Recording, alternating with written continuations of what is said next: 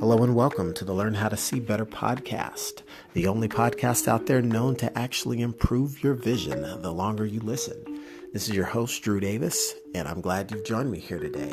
I can't wait to share some great information with you about how to improve your health, wealth, and relationships. So let's get right down to it, shall we?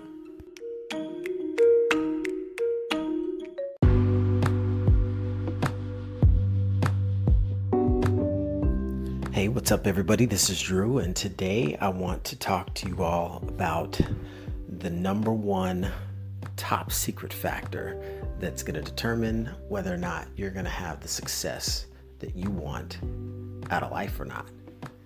Seems pretty catchy, right? So what is the catch? It's actually pretty simple. I'm going to tell you right now, the number one secret is changing your belief about what's possible for you in the future. Because without that, you really don't have a leg to stand on. You really don't have anything to help propel you forward.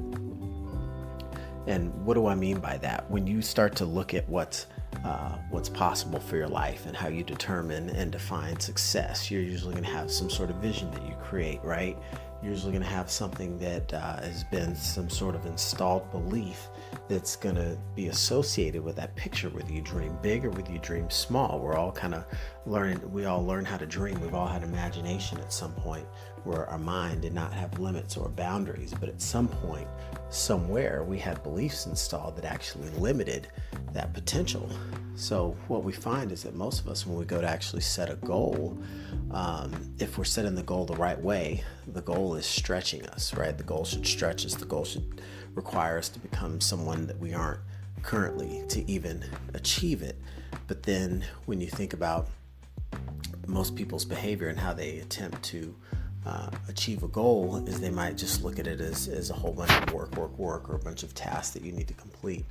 And that's really not necessarily it, because more often than not, again, if you haven't achieved this main significant goal that you set for yourself, if you haven't achieved it, you may or may not know how to achieve it. You probably don't know how to achieve it, which is typically why most people look, once they get pretty serious about goal achievement, start to look at different coaching programs or mentors or guides or it could be an older brother or sister. I mean, you name it, just some trusted source that cares about your well-being, that's willing to impart or share knowledge on you as you go out and look to reach your goal.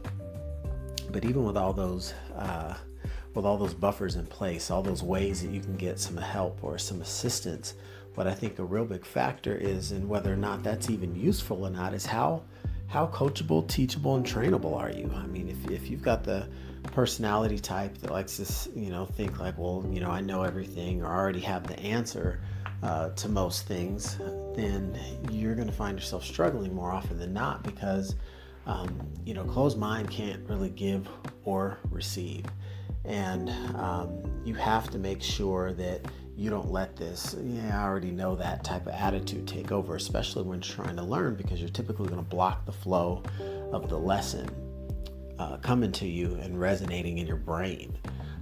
So you've got to get coachable. You have to let your brain be malleable and allow it to be reshaped so that you can get proper beliefs set about what is possible for you.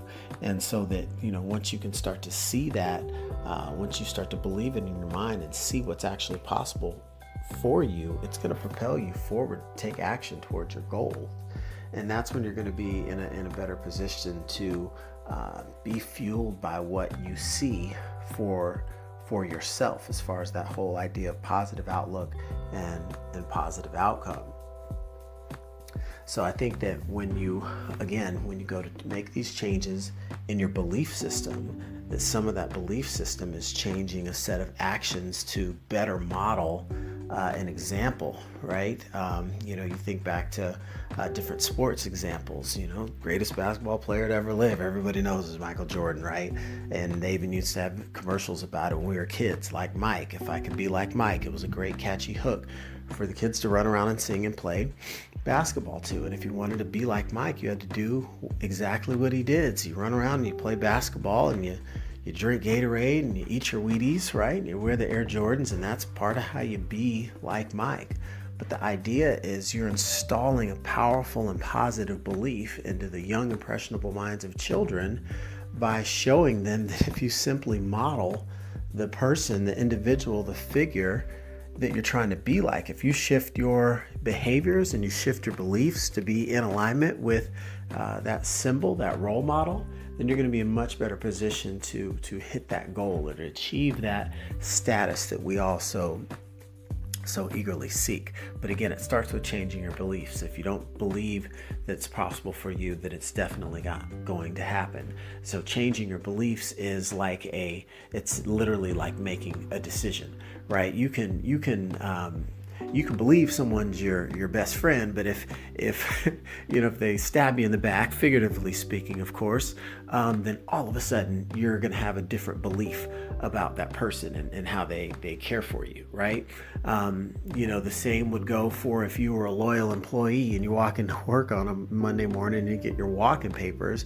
Your belief that that's a loyal and loving company is going to change. It's probably going to go right out of the window. So typically changing your belief is really just as simple as making a decision.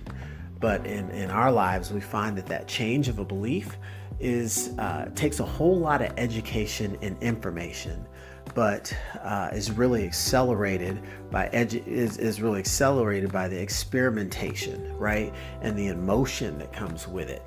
That's why I use the examples of a friend stabbing you in the back or an employee, firing you on your day off, because those are things that would evoke emotion, and the charge of that emotion gives an individual the power to push that big domino over, or to flip that switch, or to change that belief. So understanding that it generally takes a powerful force of movement, you have to get really a white-hot desire to make a change in your beliefs, to make a change in your life, to be willing to challenge some of the beliefs that are currently installed, especially if you have the maturity to step back and evaluate your life and the decisions you've made that are naturally based on the beliefs that you already have. And if the series of events and experiences have led you to a place that you're not pleased with, there's nothing else to question but your beliefs, because your beliefs drive your behaviors drive your your habits, and the patterns and sequences that lead you down a path to your current location and your future destination. So if you have different beliefs, you're going to change your behaviors, and that is a process, but it's just literally a decision. And typically that decision is going to come from either inspiration or desperation. In a positive way, if you're just hyped up and geeked out and you have this aha moment, you're going to be typically fired up enough to make a drastic change if something is powerful and moving enough in your life. And that could be anything from a good church sermon to a near-death experience where you're just so grateful and appreciative to have a new lease on life. But it can be done. It's just a magnitude of change that an individual is willing to take on and embrace, and willing to be open-minded, honest, and impressionable enough and open-minded, and even willing to explore the ideas of change. Sometimes that's the most difficult thing that people have with changing their beliefs, is the challenge to the existing beliefs, the incumbent beliefs that have been installed. And that's generally where the rub comes from, because you might have a belief but you see what the real world is feeding you just doesn't really jive, but you're holding on to this belief as though it's set in stone. And that it's no different than, what they say, how do you catch a monkey in a tree or something, and you have some nuts in a tree that, the monkey's got a fistful of nuts. He reaches into the hole, grabs a fistful of nuts, and can't get his hand out because he wants those nuts, and he can't get that fistful out of the tree. So that's how you catch a monkey, right? Because its greed won't allow it to let go and escape.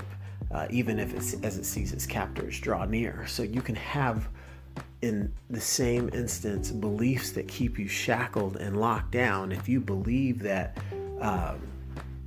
if you believe that, you're never going to find the right person for a relationship, or you believe that you're never going to get that right high-paying job, or you never believe that you're going to have better health regardless of what your hereditary, status is with health issues, then there's not going to be any forceful acting agent to drive the change.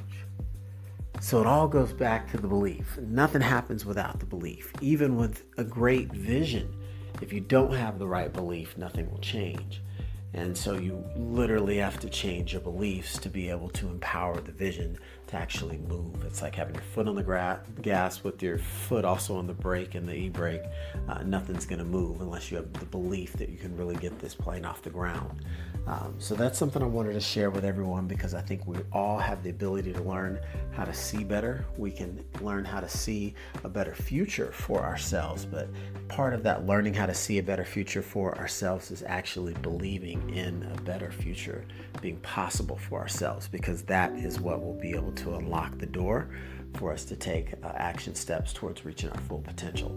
So with that, hopefully you all will question some of the beliefs that you have currently and look to install new, better beliefs that will serve you and take you on to the next level and plateau of success in all the areas of your life, health, wealth, relationships. Until next time, this is Drew, and hope you enjoyed this one. Thanks.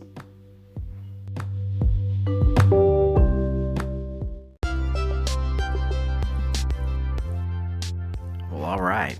That was some great content, wasn't it? Well, thank you. I appreciate that. I'm glad you liked it.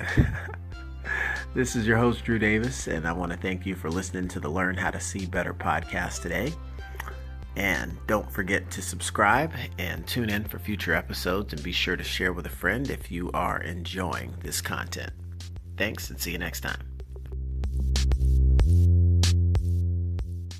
The podcast you just heard was made using Anchor. Ever thought about making your own podcast?